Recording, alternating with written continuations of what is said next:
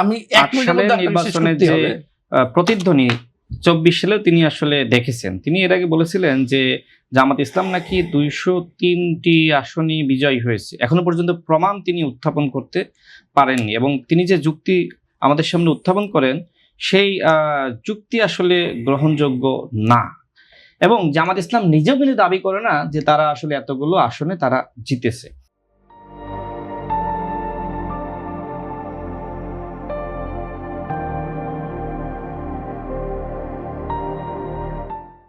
এবারের নির্বাচন বাংলাদেশের ইতিহাসে অন্যান্য নির্বাচনের তুলনায় কথা শুনেননি, অনেক কষ্ট করে বুক চাপা দিয়ে হচ্ছে ফলাফল মেনে নিয়েছি, সেটা তো ভিন্ন প্রসঙ্গ।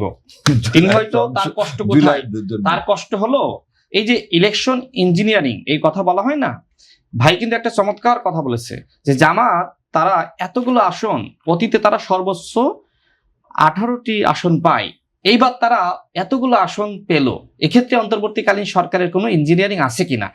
যারা সামাজিক যোগাযোগ মাধ্যমে বিশ্লেষক আছে বা জামাত ইসলামের আমিরের আসন বলেন, এমনকি নাহিদ ইসলামের আসন, এই আসনে আসলে তারা কি পাশ করেছে নাকি অন্তর্বর্তীকালীন সরকার ইলেকশন ইঞ্জিনিয়ারিং করে তাদেরকে পাশ দেখিয়েছে, সেটা নিয়ে কিন্তু বিতর্ক আছে। এর কারণটা কি?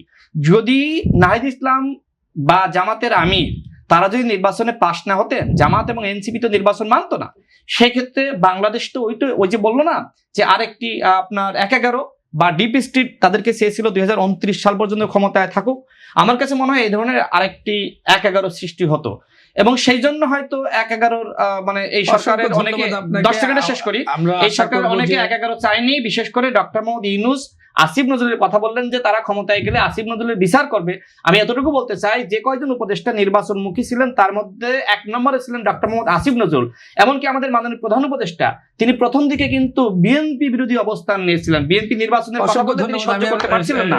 এই আসিফ নজরুল নির্বাচনের পক্ষে ছিলেন বলে আজকে সারার বাইরে তাকে পছন্দ করে না।